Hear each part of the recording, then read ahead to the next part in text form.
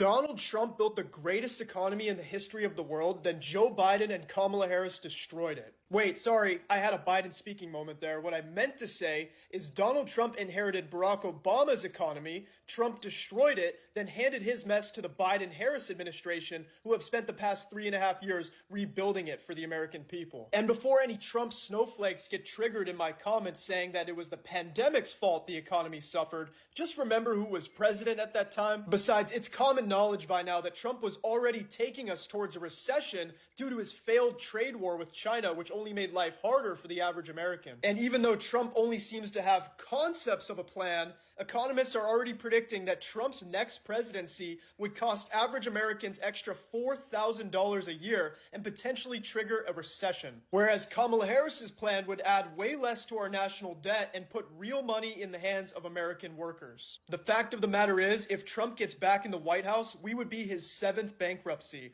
I don't want him anywhere near our government. Fox News is starting to turn on Donald Trump. This morning during these Sunday shows, they brought on a Republican congressman to talk about Donald Trump's economy.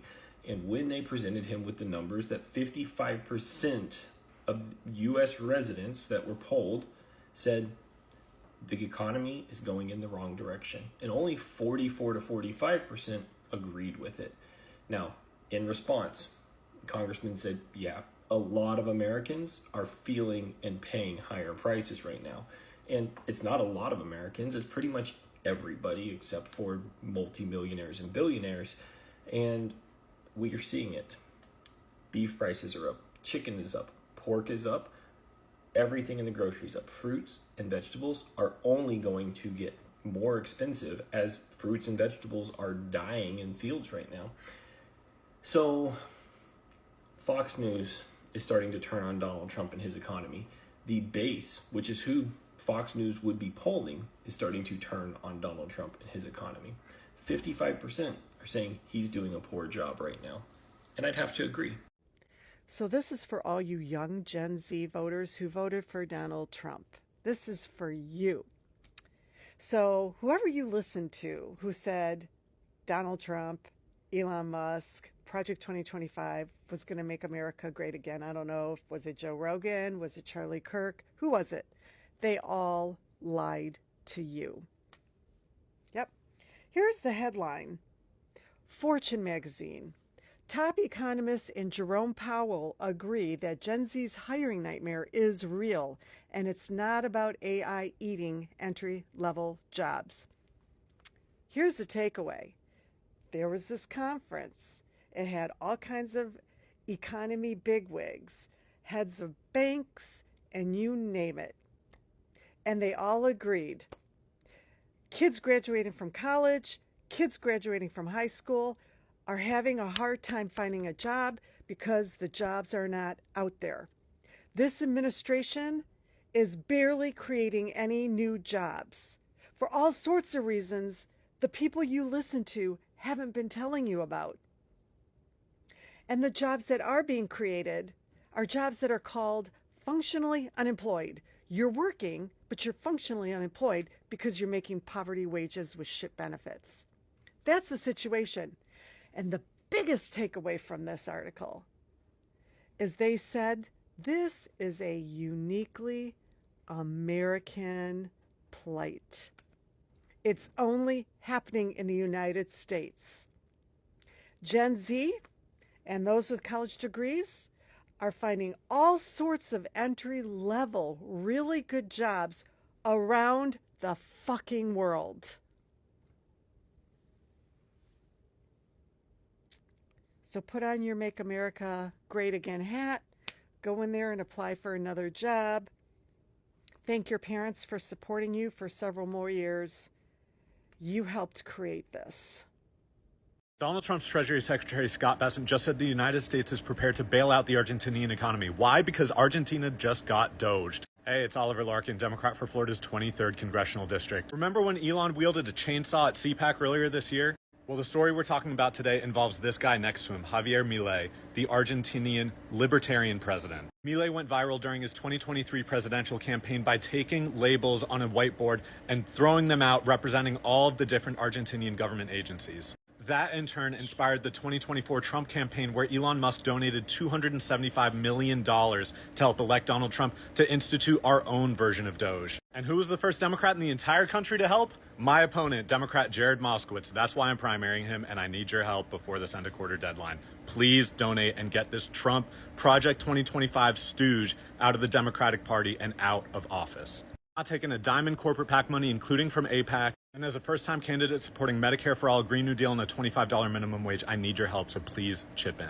Thanks. IRS out, ERS in. Donald Trump just did something that no other president has ever done before in history. He just announced the External Revenue Service. He announced this through a Truth Social post saying, "For far too long, we have relied on taxing our great people using the IRS. Through soft and pathetically weak trade agreements, the American economy has delivered growth and prosperity to the world while taxing ourselves. It is time for that to change. I am today announcing that I will create the External Revenue Service to collect our tariffs, duties, and all revenue that come from foreign sources. We will begin charging those that make money off of us with trade, and they will start paying, finally, their fair share. January 20th, 2025 will be the birth date of the External Revenue Service. Make America great again." Now, it's unclear if the IRS is completely going away and that the American people aren't going to be taxed anymore, but he did say that it's time for the whole system to change. And for that, I am very excited. As always, I want to know what you think about all of this down below.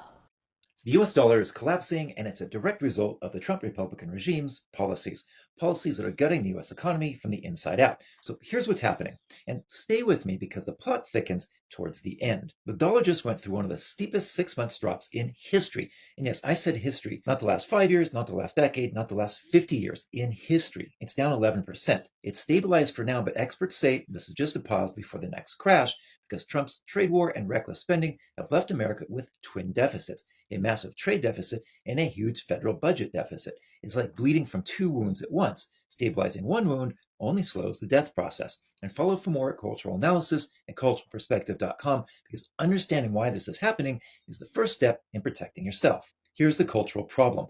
The Trump regime sees power as a zero-sum game. They believe America must win by forcing others to lose. So they impose tariffs and punish foreign governments that hold U.S. debt. So predictably, the global investors are now pulling money out of U.S. assets. And when they sell off the dollar, it sinks even further.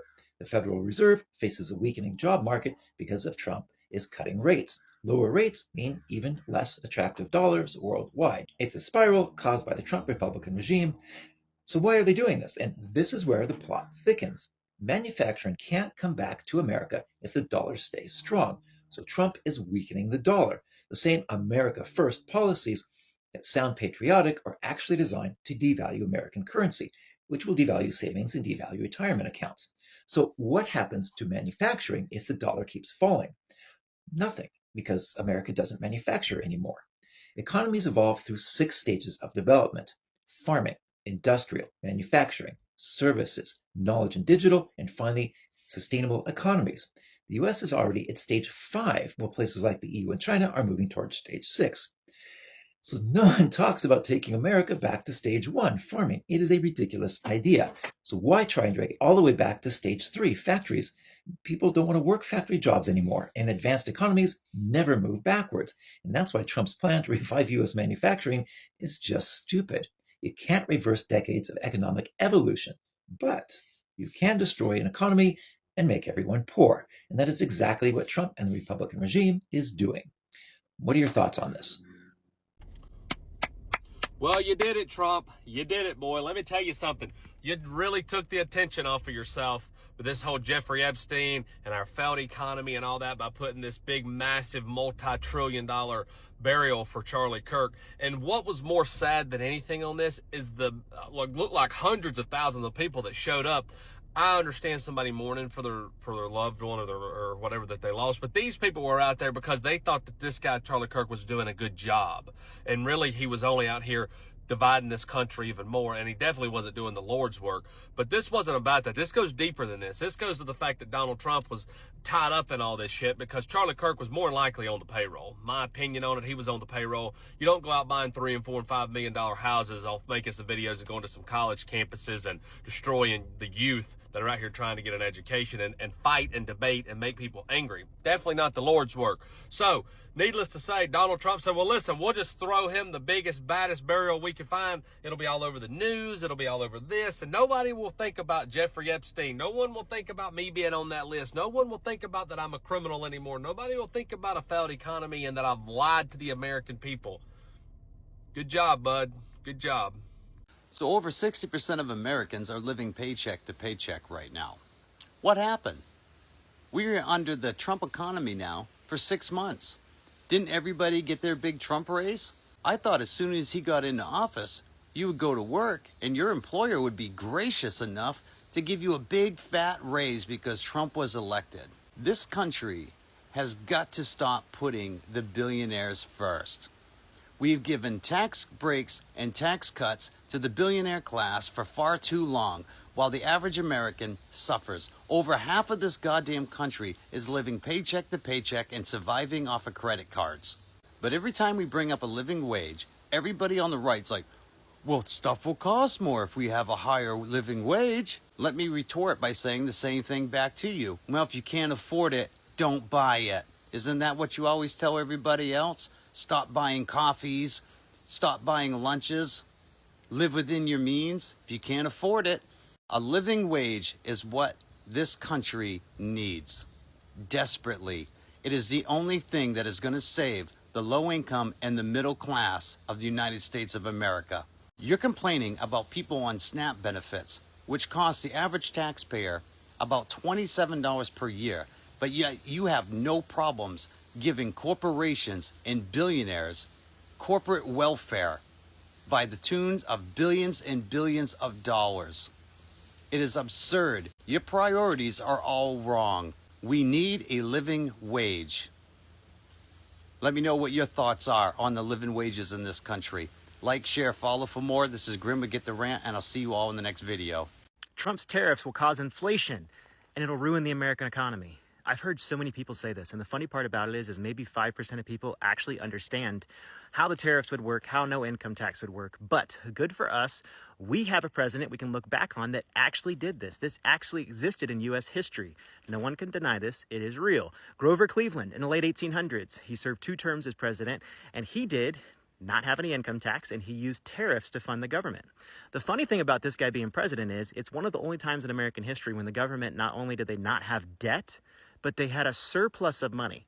So the government was not taxing its people. It was using tariffs to fund the government, and they had a surplus. Right now, we have $35 trillion in debt. If we were a normal company, we would have went bankrupt a long time ago. Inflation, you ask? Well, inflation has been running rampant the past couple of years, but inflation then, it ticked up above 0% a couple times during his presidency, but during his 2 terms, he averaged -1 to -2% inflation. You can't deny what happened. What Trump's talking about is not something crazy. It's actually worked, and it was one of the last times the American people were not sitting here in debt, being charged their hard-earned money to fund the government.